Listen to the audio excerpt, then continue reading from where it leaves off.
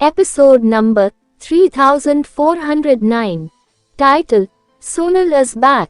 Human emperor ने रूही को उठा लिया। लिटिल काव्या अपनी मुट्ठी वापस खींच पाती, इससे पहले ही उसने उसे रोक दिया।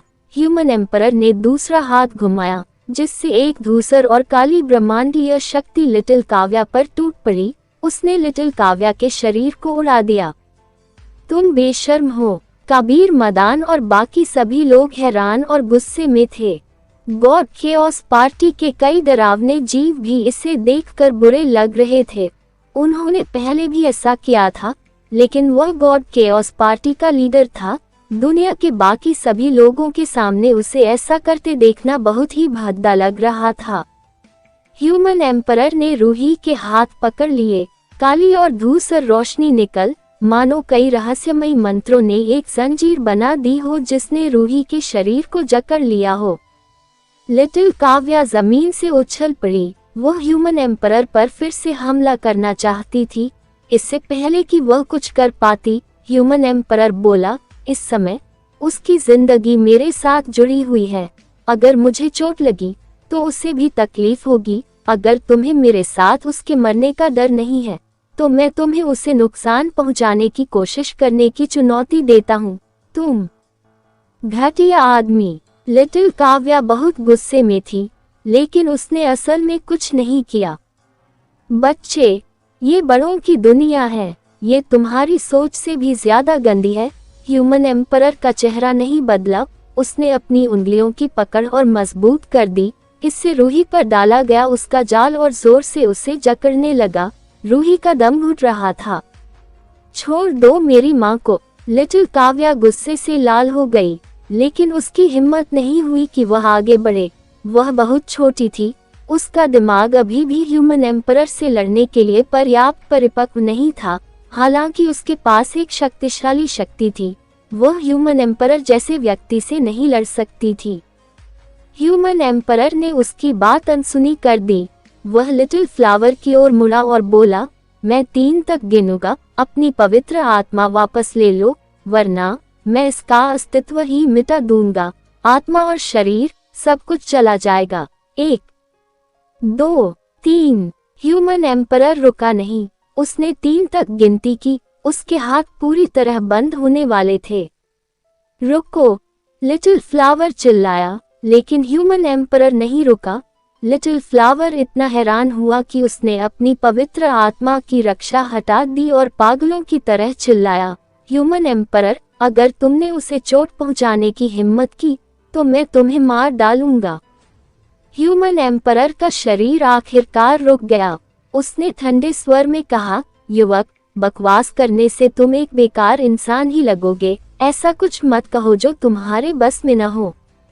जब लिटिल फ्लावर ने पवित्र आत्मा की रक्षा छीन ली तो लिटिल काव्या का एंजल जैसा रूप फीका पड़ गया। वह फिर से बच्ची जैसी दिखने लगी। उसकी शक्ति कम हो गई थी। अब ह्यूमन एम्परर के खिलाफ उसके लड़ने की कोई उम्मीद नहीं थी। भाई बहन की संयुक्त शक्तियों से वे ह्यूमन एम्परर को दबाने में कामयाब हो गए थे। जब उनकी शक्तियां विभाजित हो गईं, तो उनमें से कोई भी उसके खिलाफ नहीं लड़ सका।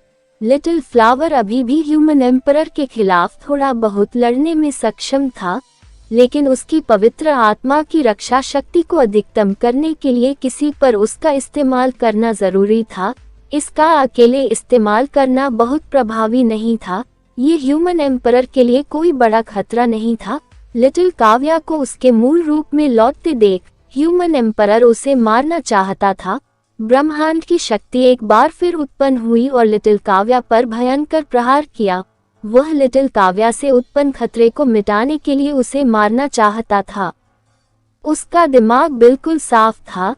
लिटिल फ्लावर को मारना मुश्किल साबित होगा, और लिटिल फ्लावर के पास पवित्र आत्मा की सुरक्षा थी, जिसे शक्तिशाली बनाने के लिए दूसरे लोगों की जरूरत थी। पवित्र आत्मा की सुरक्षा की शक्ति निर्विवाद रूप से प्रबल थी। अगर संरक्षित व्यक्ति शक्तिशाली नहीं है, तो पवित्र आत्मा की सुरक्षा भी शक्तिशाली नहीं होगी।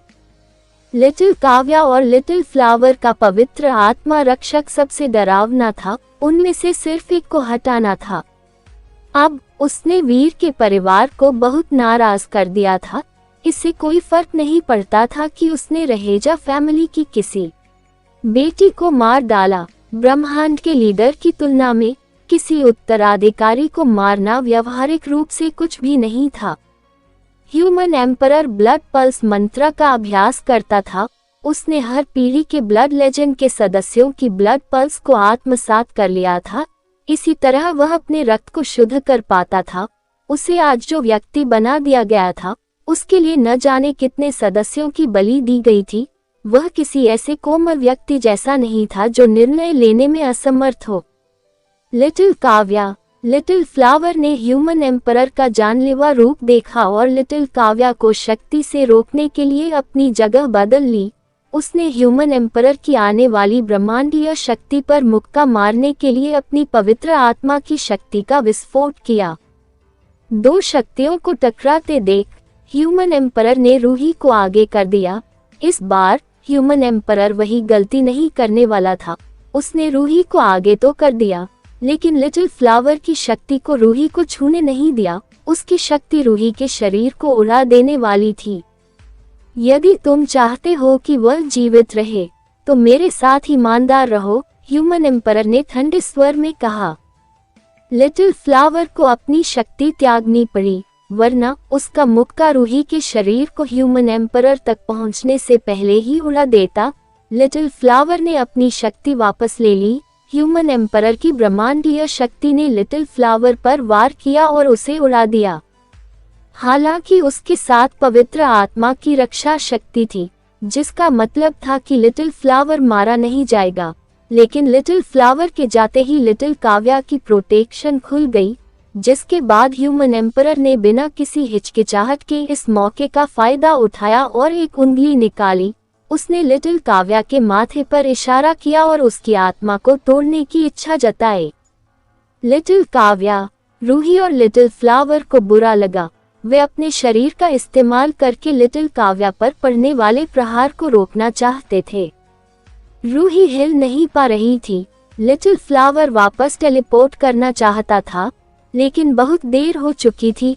वहीं क्वीन ओबरॉय और कबीर मदान ये देखकर बहुत नाराज हुए, लेकिन वे लिटिल फ्लावर जितने तेज भी नहीं थे। वे बचाव कार्य करने में असमर्थ थे।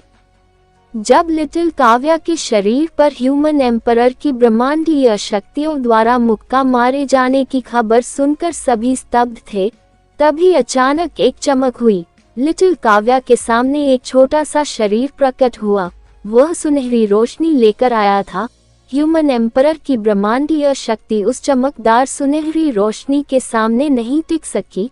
वह मानो बोतल में शराब उंडेल रही हो। वह बस गायब हो गई। सोनल। बहन सोनल। जब सभी ने इस परछाई को आते देखा, तो वे जितने हैरान थे उतने ही खुश भी हुए। लिटिल काव्या और लिटिल फ्लावर बहुत खुश हुए। वे सभी उसे बड़ी बहन कहकर पुकारते थे। सोनल एक छोटा सा सुनहरा लौकी पकड़े हुए थी। उसने ह्यूमन एम्परर को घूरा। उसने अपनी लौकी का इस्तेमाल ह्यूमन एम्परर की ब्रह्मांडीय शक्ति छीनने के लिए किया। वहीं दूर जंगल में केओस लेडी एक ऊंचे पेड़ की चोटी पर खड़ी थी।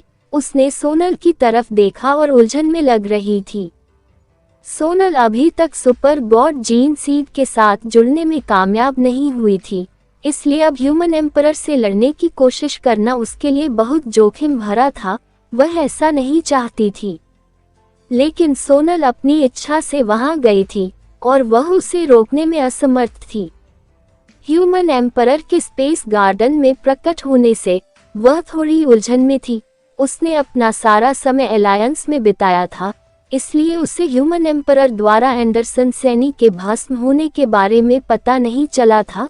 तुम्हारी हिम्मत कैसे हुई मेरी माँ को चोट पहुँचाने की? सोनल ने ह्यूमन एम्परर की ओर देखा और बहुत धीरे से बोली। ह्यूमन एम्परर ने रूही को पकड़ लिया और ठंडे स्वर में कहा, अच्छा हुआ कि तुम यहाँ आ गई। पूरा परिवार मुझसे लड़ रहा है, इसलिए अब मुझे तुम सबको मिटाने का मौका मिलेगा। तुम्हें ही मरना चाहिए। सोनल शायद ही कभी गुस्सा करती थी, लेकिन अब वह बुरी तरह गुस्से में थी। उसने लौकी उठाए और ह्यूमन एम्परर पर निशाना साधा। ह्यूमन एम्परर ने रूही को पकड़ लिया और ठंडे स्वर में कहा, यदि तुम चाहती हो कि वह मर जाए तो ऐसा ही होगा। ह्यूमन एम्परर के बोलने के बाद भी सोनल ने ऐसा व्यवहार किया जैसे उसने कुछ सुना ही न हो। उसने सोने के लौकी को इस तरह पकड़ा कि उसका निचला हिस्सा आसमान की ओर हो। लौकी ह्यूमन एम्परर की ओर मुंह करके खड़ी थी। उसने लौकी को थपथपाया, इससे वह छोटी सी लौकी सुनहरे रंग से चमक उठी। उसमें से सोने की एक किरण निकली जो ह्यूमन एम्परर की ओर लेजर की तरह चमक रही थी। बहन सोनल, ऐसा मत करो। लिटिल फ्लावर और लिटिल काव्या सदमे में थे। ह्यूमन एम्परर लिटिल फ्लावर से सबक सीख चुका था। वह लिटिल फ्लावर की तरह ही सोनल की शक्ति को रूही को छूने नहीं देना चाहता था। उसने अपना हाथ पीछे किया और रूही को दूर खींच लिया। जिस जादू ने रूही को जकड़ रखा था वह और भी कसता गया। वह उसकी त्वचा में धंसता जा रहा था और उसके शरीर को तोड़ने को तैयार दिख रहा था।